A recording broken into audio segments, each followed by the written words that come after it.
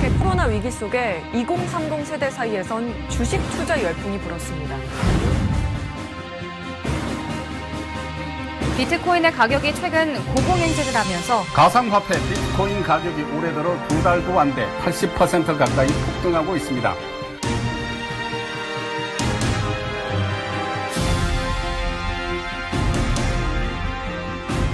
부동산 시장과의 전면전을 이어가고 있는데도 좀처럼 시장이 안정되지 않는 분위기입니다.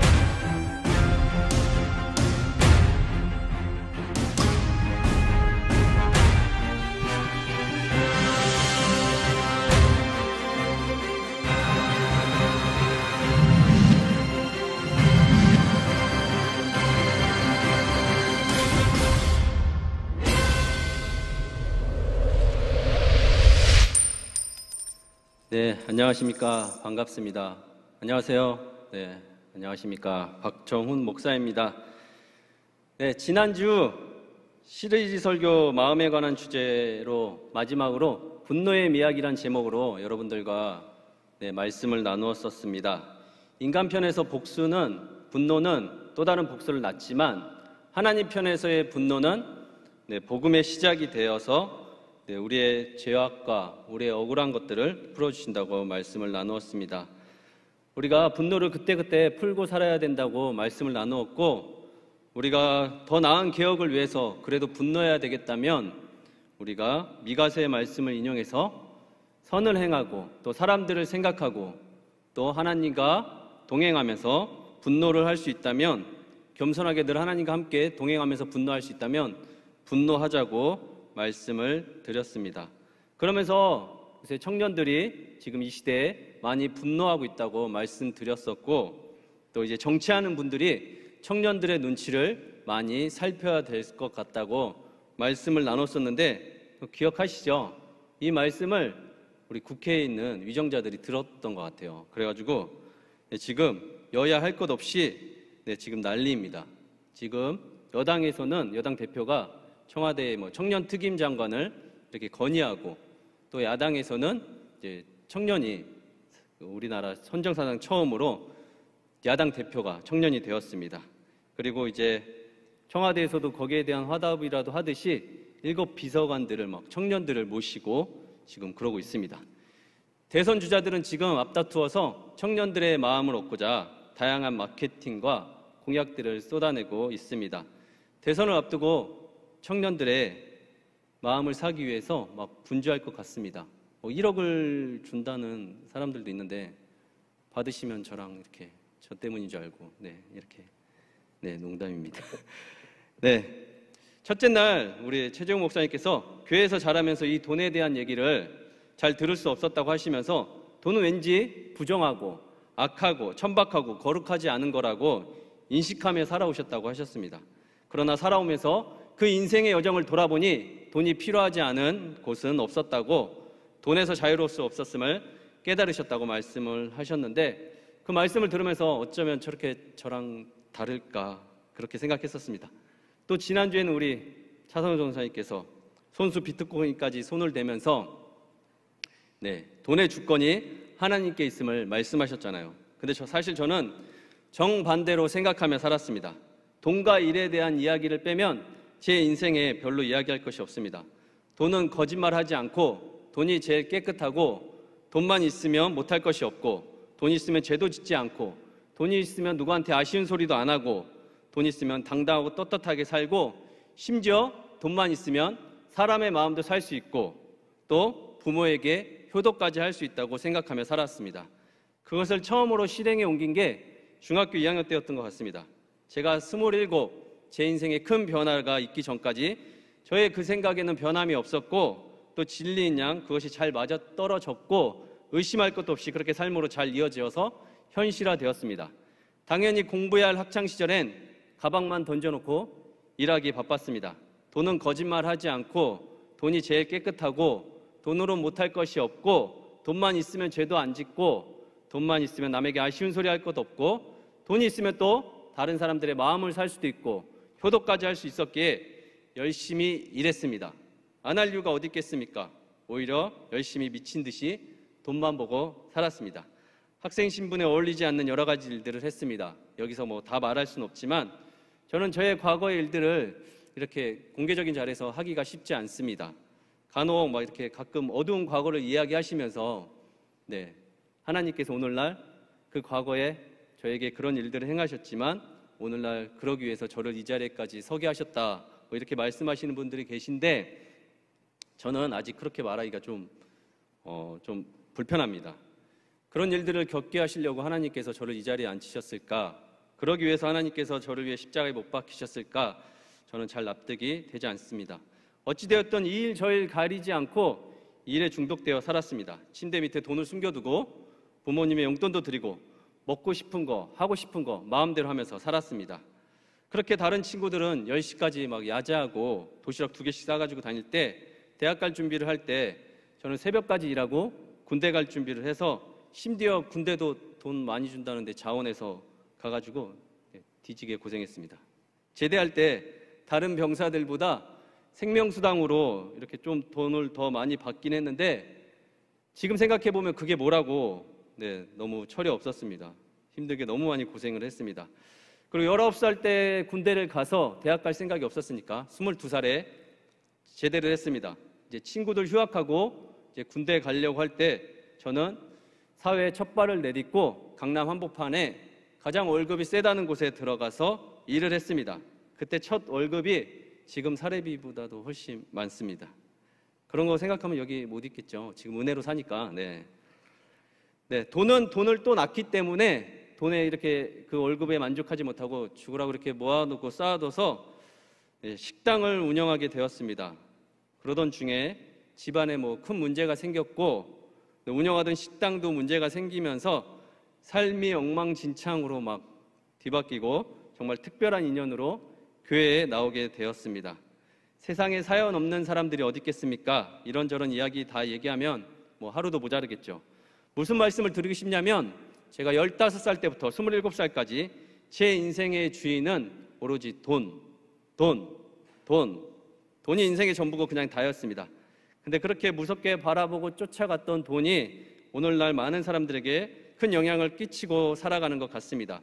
코로나 이후에 제가 본 세상의 모습은 이제 돈의 전쟁이 시작될 것 같다는 것입니다. 왜냐하면 어떤 미래학자도 뭐 어떤 과학자도 어떤 영성가도 어떤 샤머니즘 신비주의도 코로나 대재앙을 예상하고 준비한 사람은 아무도 없었습니다. 감히 상상이나 했겠습니까? 바이러스 하나로 전 세계가 200만 명이 지금 목숨을 잃었습니다. 1억 명 이상 감염이 되었습니다. 이로 인한 사회적 비용을 환산할 수조차 없습니다. 누가 이런 일이 있을 거라고 대비하고 예상하고 준비나 했겠습니까? 한 가지 깨달은 사실은 분명히 있죠. 우리가 모르는 이런 일들이 또 언제든 어느 때든 일어날 수 있다는 것, 부정할 수 없는 기정사실이 되었습니다. 지금 변종 바이러스가 막 생겨나고 있어서 약발도 안 듣고 지금 걱정이 이루 말할 수 없습니다. 그러고 나서 사람들의 반응을 잘 보면 너무나도 재밌습니다. 마스크는 동인하고 상점에 막 먹을 것들은 떨어지고 위기의 순간에 사람들에게 남는 거는 본성밖에 없습니다. 이성, 감정 그런 거는 먹고 살만할 때 이야기지 위기의 순간에 사람에게 남는 건 본성입니다. 본성만 가지고 행동합니다. 그러니 신앙도 사람도 위기가 닥쳐봐야 그 사람의 진가를 알 수 있습니다. 또 글로벌 시장조사 기업에서 분석한 결과인데 코로나19 팬데믹을 겪으면서 한국인의 돈에 대한 집착이 훨씬 더 강해졌다고 나옵니다. 그 근거로 자산관리에 쏠리는 관심도 하늘을 찌른다고 합니다. 없는 사람들은 갈수록 힘들고 있는 사람들은 이때다 하고 빚을 내어 투자하는 사람들까지 생겨나고 있습니다. 유무형의 자산관리 양극화가 갈수록 심해지고 있다고 합니다. 주식, 부동산, 비트코인 할 것 없이 심지어 인구 650만의 엘살바도르는 비트코인이 법정화폐, 가상화폐가 진짜 돈으로 인정되었다고 합니다. 온라인상의 가상화폐가 진짜 돈으로 승인된 나라도 있는 것입니다.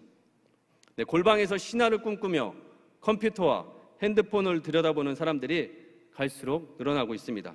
오히려 그 시장에 그 일에 뛰어들지 않는 내가 뭔가 뒤처지고 있는 건 아닌지 불안한 생각도 듭니다. 언론도 한몫했겠죠. 세계 경제가 앞으로 어떻게 돌아갈지 거기까지는 머리가 아파서 연구하고 싶지 않으나 분명한 건 전 세계가 지금 팬데믹에 빠져 있다는 것과 이로 인한 후유증으로 각 나라마다 경제적 위기를 잘 대처해야 된다는 것과 암울하지만 양극화와 빈부격차는 갈수록 심해질 거라는 전망입니다. 우울하지만 그것이 교회에도 적용되는 건 아닌지 걱정입니다. 대형 교회들은 뭐 자동으로 이렇게 사람들이 오겠지만 작은 교회들은 갈수록 줄어들고 멋은 좀 없을지라도 이제 이중직에 뛰어드는 목회자들도 많이 생겨나고, 이중직이면 다행인데 일터로 나가신 목사님들도 많이 계시다고 들었습니다. 돈이 없으면 사역도 제대로 하기 힘든 세상이 왔습니다. 그리고 이제 말씀으로 들어가 여기 한 부자 이야기가 나옵니다. 이 부자를 오늘날의 상황과 접목해 말씀을 해석하는 시간을 갖도록 하겠습니다. 온라인이든 성전 예배든 이 말씀을 듣는 모든 청년들에게 큰 은혜가 있었으면 좋겠습니다. 우리 청년들 중에는 이제 막 고등학교를 졸업하고 대학에 갓 입학한 새내기 대학생들도 있을 수 있고, 대학을 졸업하고 이제 막 사회에 뛰어든 사회에 첫 발을 딛는 우리 청년들도 있을 줄 압니다. 또 산전수전 다 겪고 삶을 스스로 개척해 나아가는 청년들도 있을 거라고 생각이 됩니다. 오늘 말씀이 세대를 넘어서 우리 모든 청년들에게 잘 전달될 수 있기를 간절히 기도합니다. 오늘 설교 제목 다시 한번 따라해 보겠습니다. 부자의 공의. 오늘 본문은 사복음서에서 오직 본서에만 등장합니다. 일명 어리석인 부자 청년의 비유로 잘 알려져 있습니다. 우리 말씀을 볼 때 말씀을 깊이 묵상하지 않으면 제목만 대충 이해하고 넘어갈 때가 많은데, 말씀을 잘 보시면 어리석은 부자의 행위보다 한 청년과 예수님과의 나눈 대화에 그 대답에 본질적인 핵심이 있습니다. 돈 얘기하는 것 같아도 인생의 진지한 질문 앞에 예수님께서 분명한 해답을 말씀하신다는 겁니다. 여러분들은 꼭 이런 질문 앞에 이런 대답을 들으셔야 합니다. 지금 이 부자는 자기밖에 모르는, 자기 일 외에는 안중에도 없습니다. 이 비유만큼 나에게, 나의 것, 나 같은 어휘로 나 하는 비유는 없습니다. 나와 돈에 미치면 사명이고 가족이고 뭐고 다 필요 없습니다. 돈과 나만 괜찮으면 다 상관없습니다. 무서워지는 겁니다. 우리 오늘 본문 13절 말씀 함께 읽겠습니다. 시작. 무리 중에 한 사람이 이르되 선생님, 내 형을 명하여 유산을 나와 나누게 하소서 하니, 오늘 한 청년이 예수님께 나와 자기 돈 좀 찾아달라고 합니다. 뭐하던 청년인지, 돈을 어디다 다 날린 건지, 아니면 어디서 빌어먹다 왔는지 갑자기 소식을 듣고 나타나 예수님께 분쟁을 해결해 달라고, 랍비 정도로 여기고 유산을 좀 찾아달라고 합니다. 당시의 랍비들이 뭐 이런 역할들을 했겠죠. 아무래도 재산을 가진 부모가 그것을 나누지 못하고 갑자기 돌아가셨는지, 갑자기 사라지셨는지, 어디론가 떠났는지, 또 형님이 무슨 이유에서인지 재산을 받았으면 나눠주는 게 맞거든요. 근데 순수히 나누지 못하겠다고 했나 봅니다. 우리 14절 말씀 한번 보겠습니다. 시작. 이르시되 이 사람아, 누가 나를 너희의 재판장이나 물건 나누는 자로 세웠느냐 하시고. 아멘. 그러나 청년의 기대와 달리 예수님은 냉정하게 단칼에 거절하십니다. 형제와 재산을 나누는 게 당연하고 피치 못할 사정이 있을 수 있는데, 마치 예수님께서는 사회적, 물리적, 개인의 송사에는 관심이 없는 것처럼 딱 잘라 말씀하십니다. 어려운 일도 아니고 들어줄만 한데 예수님은 그렇게 개인의 송사에 관심 없어서라기보다 본질적인 문제가 아니라 그런 것 같습니다. 딱한 사정이면 예수님께서 왜 안 들어주시겠습니까? 같이 우리 이 말씀들을 찾아보고 해석했으면 좋겠습니다. 저는 그 이유를 다음 절에서 찾았습니다. 우리 15절 말씀 함께 읽겠습니다. 시작. 그들에게 이르시되 삼가 모든 탐심을 물리치라. 사람의 생명이 그 소유에 넉넉한 데 있지 아니하니라 하시고. 아멘. 그들에게, 모든 사람에게 지금 말씀하시는데, 지금 예수님은 정당한 자기 편에서 자기 권리를 찾아달라는 이 청년에게 탐심을 이야기하십니다. 그 청년 안을 들여다봤더니 그 속에 뭔가를 발견했는데 그 안에 탐심이 있다고 말씀하십니다. 여러분, 탐심이 뭔지 아십니까? 우리 탐심이 뭔지 골로새서 3장 5절 말씀 한번 함께 읽겠습니다. 시작. 그러므로 땅에 있는 지체를 죽이라. 곧 음란과 부정과 사욕과 악한 정욕과 탐심이니 탐심은 우상숭배니라. 아멘. 사랑하는 여러분, 성경에서 하나님이 제일 싫어하시고 제일 질투하시고 제일 경악하시는 죄가 뭐라고 생각하십니까? 질투하시고 용납하지 않으시는 부분 뭐라고 생각하십니까? 음란, 불법과 부정, 자기 사리 사욕, 또 악한 정욕, 다 우리가 죽여야 할 육체의 정욕은 맞습니다. 근데 그 중에서도 하나님께서 용납하지 않으시는 게 뭘까요? 바로 우상숭배입니다. 돌판에 새겨진 제1계명입니다. 나 외에는 절대로 다른 신을 두지 말라입니다. 탐심이 그런 거랍니다. 탐심은 인간의 우상이고 인간은 그것을 숭배한다는 말입니다. 우리가 땅에서 발 디디고 사는 동안에 여러분, 음란이, 부정한 유혹들이, 엄청난 육체의 쾌락들이 우리를 항상 유혹하고 따라올 것입니다. 그 중에서도 그러나 탐심은 우상숭배라는 것을 반드시 기억하고 사셨으면 좋겠습니다. 지금 이 부자 청년은 자기 몫에 자기 분깃을 달라는 것뿐인데 예수님께서 그 내면을 자세히 들여다보니 그곳에 탐심이 있고 그것이 우상숭배와 연결되어 있다고 꼬집어 말씀하고 계십니다. 저는 인간의 기본 욕구인 개인의 안녕을 위해서 인간의 소유욕만으로 제 프레임을 씌우는 건 과하다고 생각합니다. 부자가 필요한 영역들이 분명히 있습니다. 개인이든 사회든 가정이든 심지어 교회든 부자가 필요한 영역들이 반드시 있습니다. 그들을 비난하거나 질투해서는 절대로 안 됩니다. 그들에 대한 이유 없는 적개심을 가져서도 안 됩니다. 동절하고 비열할 수도 있습니다. 돈이 문제가 아니라 사람이 문제겠죠. 정당한 방법으로 열심히 일해서 돈을 모으고 더 나은 미래를 위해서 계획하고 쌓아두는 것을 누가 뭐라고 하겠습니까? 많은 탐심은 문제임을 기억하시기 바랍니다. 그것은 한 개인이 아닌 모두에게 적용되는 말씀입니다. 그리고 예수님께서 인간의 본성을 깨뜯는 또 말씀을 준비하면서 저의 속성을 관통하는 기가 막힌 비유를 들으십니다. 이제 그 이유에 대해서 예수님께서 비유로 설명해 주십니다. 우리 16, 17, 18절 말씀 함께 읽겠습니다. 시작. 또 비유로 그들에게 말하여 이르시되 한 부자가 그 밭에 소출이 풍성하매 심중에 생각하여 이르되 내가 곡식 쌓아둘 곳이 없으니 어찌할까 하고 또 이르되 내가 이렇게 하리라. 내 곡간을 헐고 더 크게 짓고 내 모든 곡식과 물건을 거기에 쌓아두리라. 아멘. 여러분, 예수님이 비유로 말씀하셨다는 건 뭡니까? 누구는 예수님이 비밀을 말하는 것이라고 하고 또 누구는 해석하는 사람들의 것이라고 하고 또 어떤 이단 사이비 종교는 우리들만의 것이라고 이렇게 이야기하는 사람도 있는데 제가 아는 예수님의 비유는 그 반대입니다. 누구든 이해하기 위해서, 누구든 부정할 수 없도록 하기 위해서 하신 말씀이라고 생각합니다. 마태복음 13장 10절 11절에 찾아보시면 예수님이 비유로 말씀하신 이유를 너희에게는 허락되었으나 그들에게는 아니 되었나니라고 말씀하십니다. 너희는 교회도 다니고 기도도 하고 말씀도 본다고 하니 내 말이 무슨 말인지 알아듣겠지만 나를 모르는 사람들은 내가 무슨 말을 하는지 이해하지 못하니 내가 비유로 말하는 것이다 라고 설명하는 거 아닙니까? 그래서 씨 뿌리는 비유로 설명하시지 않습니까? 또 성경에서 예수님께서 비유로 말씀하신 본문들을 말씀 준비하면서 쭉 봤더니 질문하는 그 대상, 그 앞에 서 있는 그 대상에게 그 대상의 내면을 찌르기 위해서 하신 말씀이더라고요. 그 문제와 연결되어 있는 당사자에게 들으라고 비유로 말씀하셨습니다. 그 듣고 그 양심에 충돌이 안 일어날 수 있겠습니까? 그래서 말씀하셨습니다. 오늘 본문으로 다시 돌아가서 비옥한 농토를 경작하기 좋은 땅에서 어떤 부자가 풍성하게 수확을 하였다고 칩시다. 일명 대박을 터뜨렸습니다. 안성맞춤 그런 땅에서.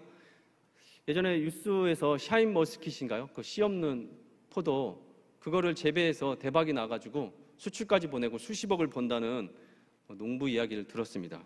네, 그렇게 쌓아둘 곳이 없을 만큼 돈다발이 주렁주렁 열리는데 어찌할까 고민하다가 단순하게 선택한 것이 그냥 뭐 어려울 게 뭐가 있습니까? 그냥 있던 곡간을 헐고 엄청나게 크게 짓고 거기다가 모든 곡식과 곡물을 쌓아두겠다고 합니다. 여러분 어떻습니까? 부럽지 않습니까? 그럴싸하지 않습니까? 지금 누구 얘기를 예수님께서 비유로 말씀하시는 겁니까? 이 청년 괜히 집 나가서 다 망해가지고 돌아온 탕자와는 좀 질이 다른 것 같습니다. 먹고 살만한 부자입니다. 근데 아버지가 돌아가셨는지 집을 나가셨는지 실종되셨는지 어쨌는지 형과 나눌 유산이 생겼다는 말에 벗은 발로 형님에게 찾아갔지만 퇴짜를 맞고 예수님께 분쟁을 조절해달라고 찾아온 것입니다. 지금 제가 이야기하는 것은 어디에도 나오지 않는데 제가 해설하는 겁니다. 동의가 되시는지 성경을 한번 천천히 살펴보셨으면 좋겠습니다. 이 청년은 부자입니다. 어떻게 부자가 되었는지 모르지만 재산을 나눠주기 전부터 부자였습니다. 그것은 성경이 말해주고 있습니다. 근데 자연스럽게 재산을 나눠받지 못하는 사연이 있는 것 같습니다. 어린 나이에 부자가 된 것이 뭔가 석연치는 않습니다. 또 가족과 등지고 살면서 혼자 곡간을 늘리는데 여념이 없었는지 형님이 나눠주지 않겠다고 합니다. 그리고 상종도 안 하고 살다가 갑자기 재산을 나눠줄 것이 있다고 하는 말에 이렇게 찾아왔으니 어떤 가족이 반가울 리 있겠습니까? 예수님이 그것을 정확히 꿰뚫어 보시고 이 청년과 대화를 이어가십니다. 그리고 이 청년이 영리하게 선택한 것은 곡간을 늘리고 재물과 또 물질을 거기다 풍성하게 쌓아두자였습니다. 자신의 영혼의 안식처가 그 곡간에 있다고 생각해서 말입니다. 혹시 여러분 중에 현금 장사 해보신 분 계십니까? 네, 저는 현금 장사를 2번 경험한 적이 있습니다. 물론 매출의 80%는 카드지만 현금으로 받을 때 기분이 어떤지 아십니까? 계산대에 10,000원권, 50,000원권이 이렇게 쌓일 때 기분이 어떤지 아세요? 그때 알았습니다. 돈을 쓰는 재미도 쓰는 재미지만 모으고 쌓아두는 것도 쏠쏠한 재미다, 이런 생각을 가지고 살았습니다. 네, 쓰지도 않고 쓸 데도 없는데 뭔지 모를 풍요롭고 안정된 기분, 그런 기분 아십니까? 네. 그래서 저는 고등학교 때 통장을 만드는 법도 모르고 통장을 만들어서 이렇게 돈을 맡겨놓으면 누가 가져가고 사라질까봐 예전에 침대 밑에 서랍이 있잖아요. 그 서랍 밑에 10,000원짜리 이렇게 쌓아두고 살았습니다. 그리고 저녁에 잘 때 이렇게 내 밑에 돈이 있어 그러면서 마음이 평안했던 기억이 있습니다. 네, 누워서도 내 밑에 돈이 있다는 것에 안도감을 느끼고 살았던 적이 있습니다. 사실 저는 돈을 잘 쓸 줄 모릅니다. 뭣도 못 부리고 게임도 못하고 자동차를 좋아하는 것도 아니고 특별한 취미나 오락을 하는 것도 없습니다. 카드값의 대부분은 먹는 거 외에는 제가 뭐 이렇게 특별히 쓰는 돈은 없습니다. 그렇게 생각하고 설교를 준비했더니 제 인생이 참 아찔했다, 그런 생각이 들었습니다. 죽어라 일해서 여행도 다니고 좋은 일에 좋은 사람들과 이렇게 나누며 살았으면 좋았을 텐데 이렇게 쌓아두고만 살았다고 생각하니까 정말 아찔했습니다.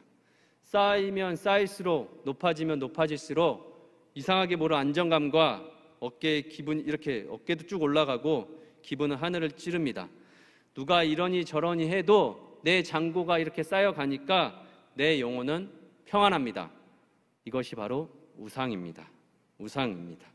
작년 한 해 은행에 쌓아둔 총 예금이 1,650조 원을 돌파했습니다. 작년 한 해만 135조 예금이 폭증했다고 합니다.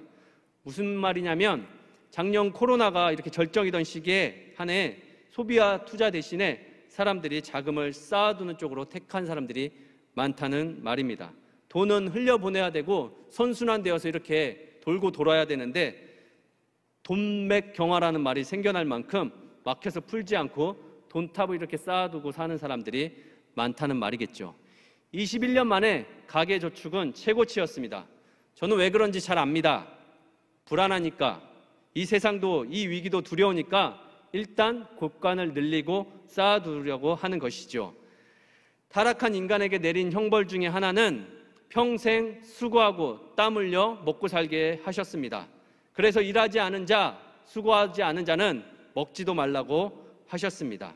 그러나 애석하게도 평생 땀 흘려 수고하고 일하며 악착같이 모고 살아도 원래 돈이 많았던 사람들을 쫓아가기는 쉽지 않습니다. 그러나 아셔야 할 것은 대부분, 아니 거의 다 그 돈 못 쓰고 이 세상을 떠납니다. 그럼 그 돈을 누가 쓰느냐?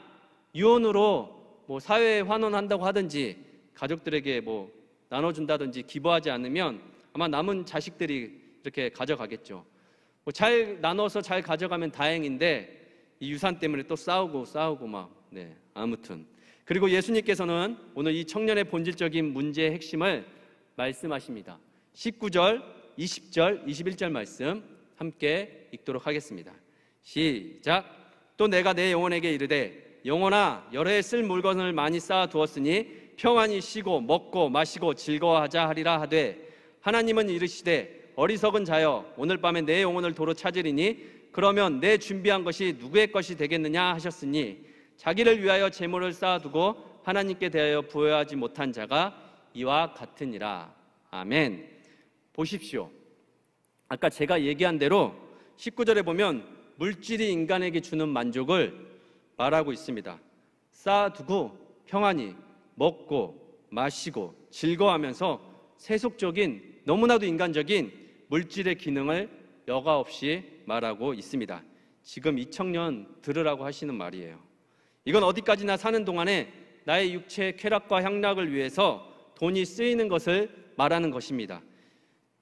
좋은 거 먹고 좋은 거 구경하고 좋은 대학에 가고 돈을 왜 모으고 우리 사는지 한번 왜 좋은 대학을 가려고 하는지 왜 좋은 직장을 들어가려고 하는지 한번 생각해 보셨으면 좋겠습니다.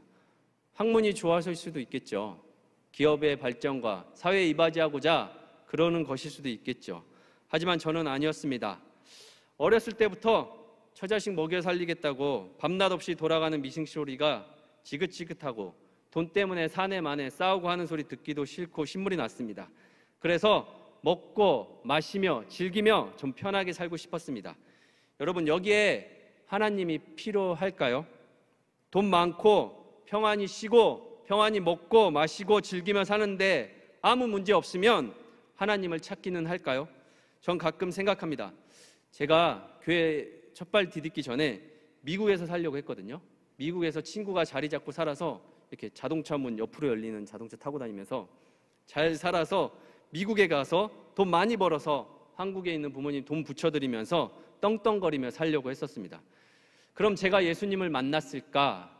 제가 지금 이 자리에 있기는 했을까? 그런 생각을 할 때가 있습니다. 아찔합니다. 20절에 그런 사람들을 어리석다고 말하면서 그 영혼을 도로 찾아가시겠다고 합니다. 언제요? 오늘 밤, 지금 당장.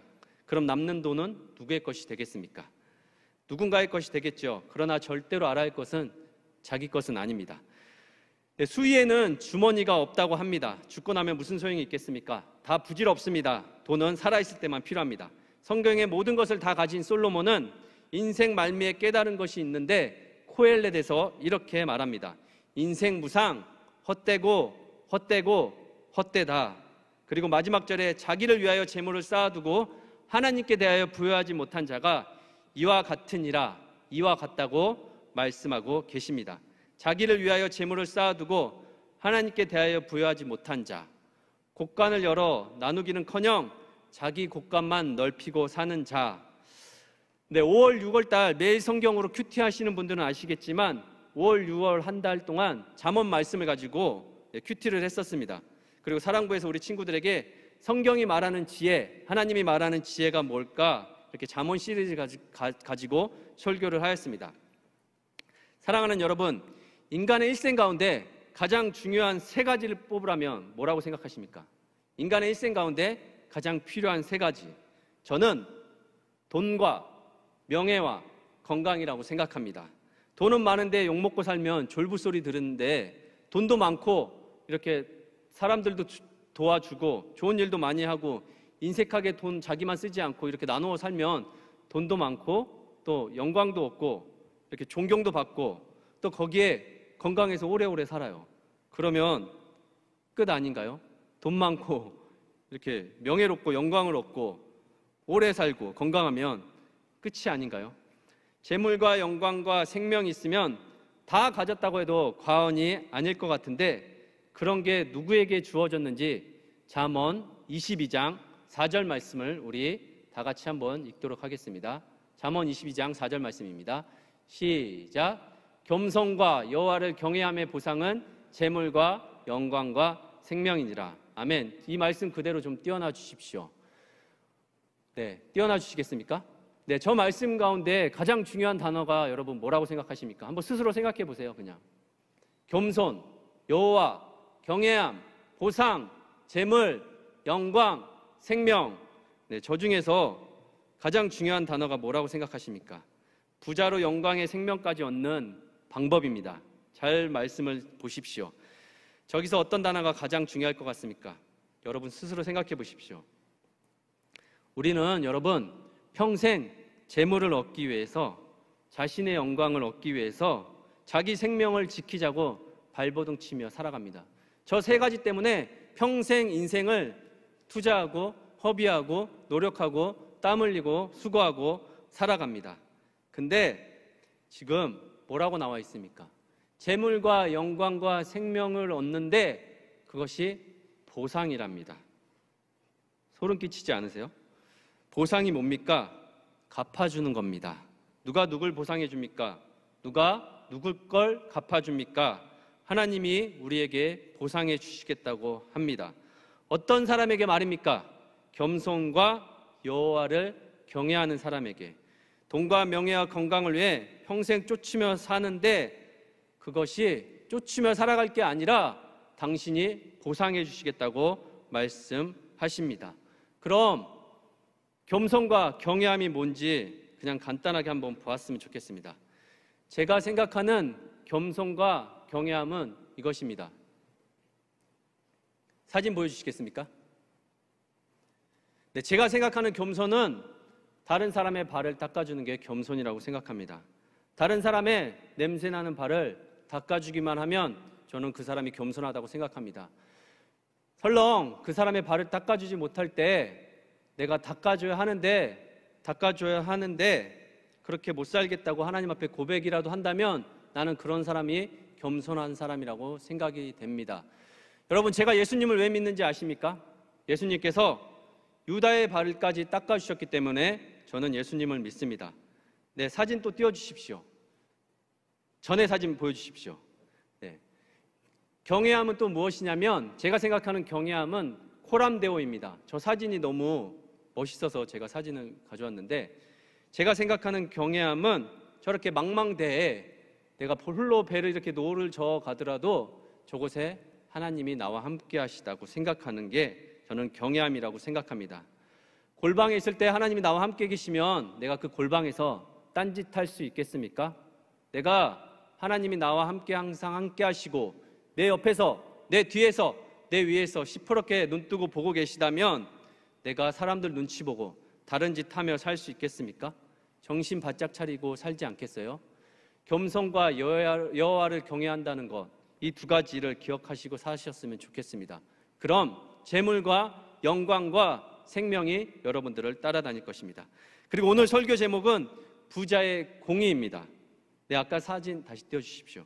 제가 정의와 공의를 나름대로 해석해서 저렇게 나누어 보았습니다. 정의는 사회적인 덕목이고 공의는 법적인 덕목입니다. 정의는 사회에 부여된 책임이고 공의는 관계에 부여된 책임입니다. 하나님과 인간의 관계를 말하는 거겠죠. 정의는 도덕과 윤리를 말하고 공의는 규례와 법도를 말합니다. 정의는 위반했을 때 비난과 책임이 따르겠지만 공의는 위반 시 엄격한 형벌이 따릅니다. 네, 성경에서 정의와 공의는 같이 갑니다. 구분짓지 않고 같이 이어져 있습니다. 정의를 지키고 공의를 행하며 이런 식으로 같은 개념으로 이해하셔도 좋습니다. 저는 근데 믿지 않는 사람들은 정의만 지키고 살아도 된다고 생각합니다. 저도 예수님 믿기 전에는 공의라는 단어, 공의라는 말을 몰랐으니까요. 그러나 우리는 이 두 가지를 반드시 지키고 살아야 합니다. 그런 의미로 오늘 21절 말씀 마지막 절 말씀 다 같이 한번 읽도록 하겠습니다. 시작. 자기를 위하여 재물을 쌓아두고 하나님께 대하여 부여하지 못한 자가 이와 같으니라. 아멘. 사랑하는 여러분, 저 말씀은 정의겠습니까? 공의겠습니까? 여러분, 세상은 자본주의입니다. 엄격합니다. 부자가 자기 돈 자기 마음대로 쓰겠다는데 누가 뭐라고 할 수 있겠습니까? 가진 사람이 더 가지는 게 뭐가 이상합니까? 편하게 살려고 내 곳간을 넓히고 사는데 누가 뭐라고 할 수 있겠습니까? 누가 정의롭지 못하네 어쩌고 저쩌고 하면 오히려 왜 여기다 정의를 갖다 붙이냐, 내 돈 내 마음대로 쓰겠다는데 하지 않겠어요? 그러나 공의로 들어가면 하나님은 뭐라고 하실 수 있죠. 고아와 과부와 나그네를 돌보지 않는다고 뭐라고 하실 수 있지 않겠어요? 이해하시겠습니까? 세상 법과 하나님의 법의 차이입니다. 지금 부자 청년은 정의를 가지고 예수님께 재판을 해달라고 찾아왔지만 예수님께서는 공의를 말씀하시고 계세요.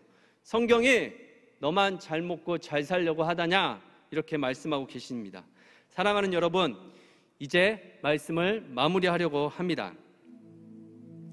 이 당시 유대인들은 물질의 풍성함을 하나님께서 주신 축복이라고 여기고 살았습니다. 그러한 사고가 가능했던 것은 신명기 28장 1절에서 14절, 시간이 없어서 다 읽지는 못하지만 율법적 사상을 근거로 자신들의 순종을 통해 받은 복이라고 여기며 살았을 것입니다. 분명히 그랬을 것입니다. 부지런히 재물을 쌓아 그 척도, 그 높이, 그 수준을 가지고, 그 기준을 가지고 종을 부리며 자신들은 곳간의 크기와 쌓아둔 양식의 높이로 자신의 신앙을 점검하며 살았을지 모릅니다. 가난한 이웃을 위해 곳간을 여는 것은 인색하면서 오직 부를 축적하며 살았을 것을 생각하니 끔찍합니다. 자신들은 안식일을 지키면서 성전 앞에 중풍병자는 모른 척 넘어가고 이렇게 손가락질하면서 지나가는 모순되고 치사한 크리스찬, 사회의 지탄을 받는 그리스도인, 안식일의 모순, 그 설교를 기억하십니까? 오늘날에도 마찬가지. 세상 사람들은 말할 것도 없고 신앙을 가진 사람들도 자신이 받은 부를 하나님과 연관지어서 물질의 축복을 받았다고 말하는 사람이 있습니다. 교회 다니고 신앙생활하면서 거기에 직분까지 있다면 그렇게 말하지 않는 것이 오히려 어색할지도 모르겠습니다. 좋습니다. 그렇다고 칩시다. 그건 그렇고, 근데 그것을 흘려보내고 사는지는, 가난한 이웃들과 하나님 나라와 선교 완성을 위해서 나누고 사는지는 누가 뭐라고 할 것 없이 자신의 내면을 돌아봐야 할 것입니다. 정말 재밌습니다. 사람들 보면 들어오는 것은 복인데 나가는 것은 복이라고 생각하기 어려운 모순을 가지고 살아갑니다. 부자들이 이런 말 하고 살았으면 좋겠습니다. 하나님께서 내가 열심히 신앙생활하니까 나에게 물질의 축복을 주셨다고 하면 하나님께 매달리며 사는 사람들, 가난하고 또 가진 것 없이 힘들게 하루하루 눈물 흘리며 신앙생활하는 사람들, 그 사람들의 절규가 너무 고통스럽지 않겠습니까? 그런 사람들은 하나님께서 복을 안 주시는 것 같잖아요. 그거 말고 나에게 물질을 주신 것은 하나님께 대하여 부여하게 살려고 주신 것이다 라고 말하고 살았으면 좋겠습니다. 그리고 그럴 여유도 능력도 없는 사람들은 내가 이미 하나님께 대하여 그런 부여한 사람이다 라고 생각하고 사셨으면 좋겠습니다. 사랑하는 청년 여러분들, 모두 부자가 되십시오. 돈도 많이 버시고 많이 쌓아두시고 사십시오. 그리고 그 물질을 가난한 이웃들에게 좀 흘려보내며 사셨으면 좋겠습니다. 똑똑해서 기발해서 번 돈 가지고 그러지 못한 사람들 위해서 좀 나누고 사셨으면 좋겠습니다. 내 곳간만 넓히는 데만 에너지 쏟지 마시고 나누며 사시면 좋겠습니다. 그럼 당신의 영혼은 살이 찌고 더 풍성해질 것을 믿습니다.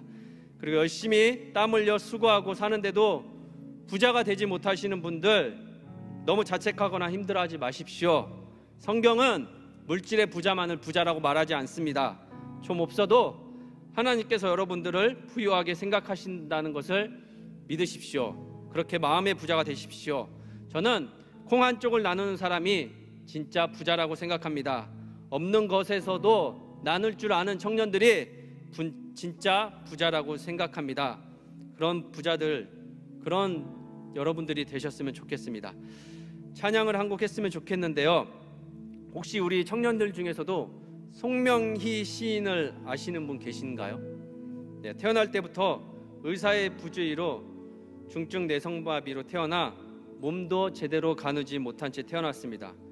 지독한 가난과 술에 쪄들어 사는 아버지, 병든 아버지, 공상밖에 자신을 업고 다니면서 기도원에 다니면서 치료해보겠다고 이렇게 아둥바둥 사시는 어머니, 하루는 어머니 등에 업혀서 기도원을 갔다가 내려오면서 어머니에게 그런 말을 했다고 해요.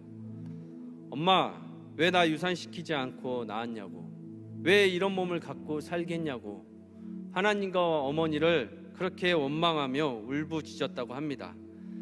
저주까지 했다고 합니다. 그리고 16살 나이에 극단적인 생각을 하면서 생을 마감하려고 하는 찰나에 하나님께서 기적적으로 그 송명희 시인을 만나주셨다고 합니다.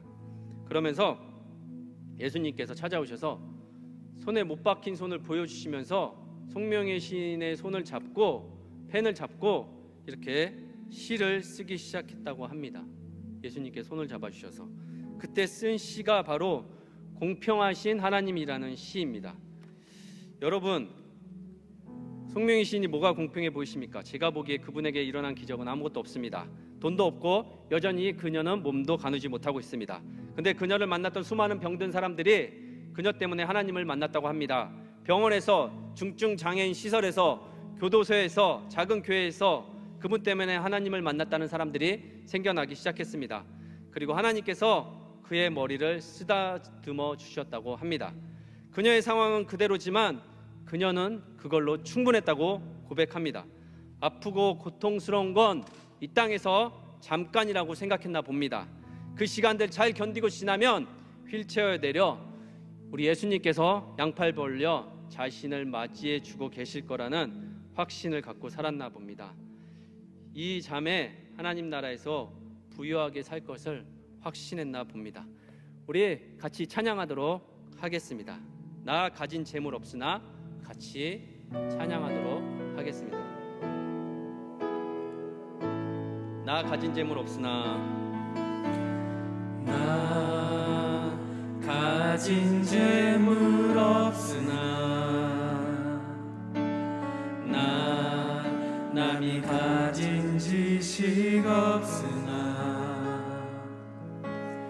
나 남에게 있는 건강 있지 않으나 나 남이 없는 거 있으니 나 가진 재물 없으나 나 남이 못 본 재물 없으나 나 남이 가진 지식 없으나 나 남이 가진 지식 없으나 나 남에게 있는 건강 있지 않으나 나 남에게 있는 건강 있지 않으나 나 남이 없는 거 있으니 나 남이 못 본 것을 보았고 나 남이 못 본 것을 보았고 나 남이 듣지 못한 음성 나 들었고 남이 듣지 못하는 음성 들었고 나 남이 받지 못한 사랑 받았고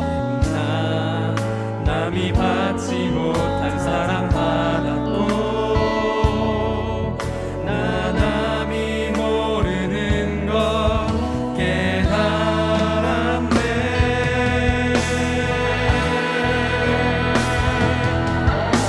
공평하신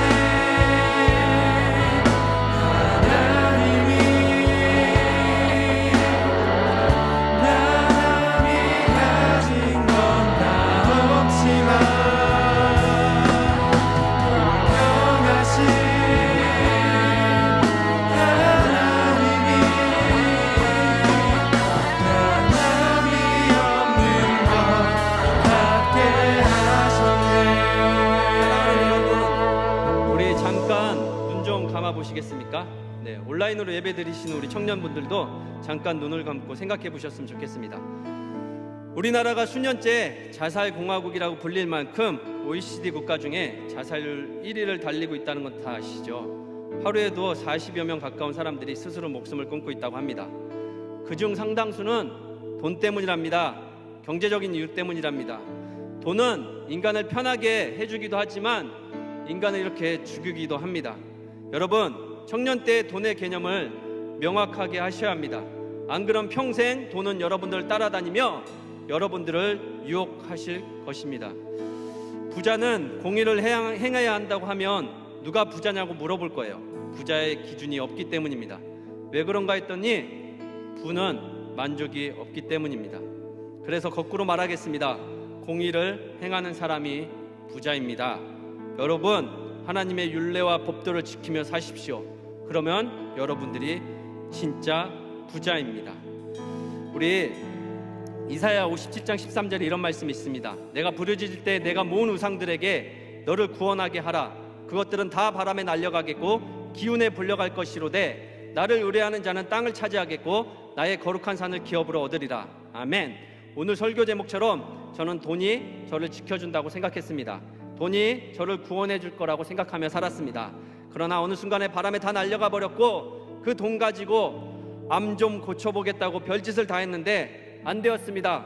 돈은 순리를 거스를 수 없다는 것을 깨달았습니다.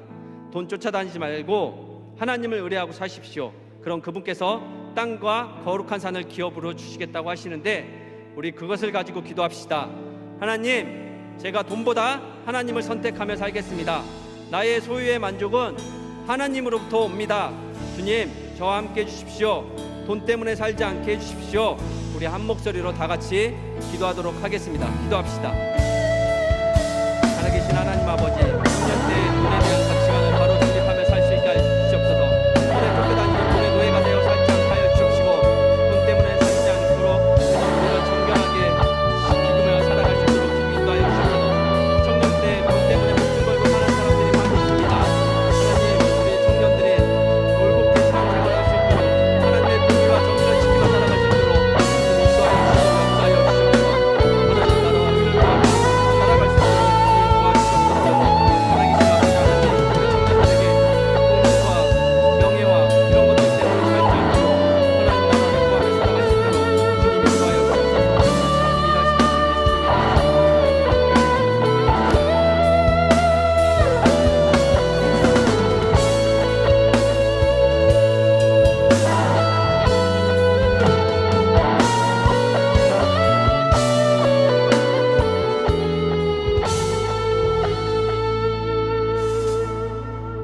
살아계신 하나님, 우리 청년들이 돈 때문에 돈이 없어서 공의를 저버리는 일이 없도록 주님께서 지켜주시고 보호하여 주시옵소서.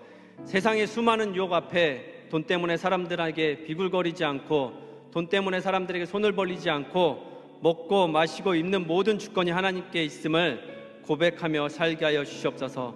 주님, 돈이 필요할 때 우리 청년들 주님의 나라와 주님의 의를 구하며 살게 주님 인도하여 주시옵소서. 그랬을 때 물질은 그렇게 자연스럽게 따라올 수 있도록 주님 그 모든 것들을 허락해 주시옵소서. 그렇게 행하실 주님을 기대하고 찬양하며 살아계신 예수님의 이름으로 기도드립니다. 아멘. 지금은 우리 주 예수 그리스도의 은혜와 하나님의 크신 사랑과 성령님의 감화, 감동, 역사, 충만하심이 내가 정의롭게 물질을 소득하고 공의롭게 물질을 흘려보내리라 다짐하며 나아가는 우리 사랑하는 청년들 머리 위에, 거룩한 빛 광성교회 성도들 머리 위에, 이 말씀을 듣는 모든 하나님의 사람들 위에 지금부터 영원토록 함께 하시기를 간절히 축원하옵나이다. 아멘.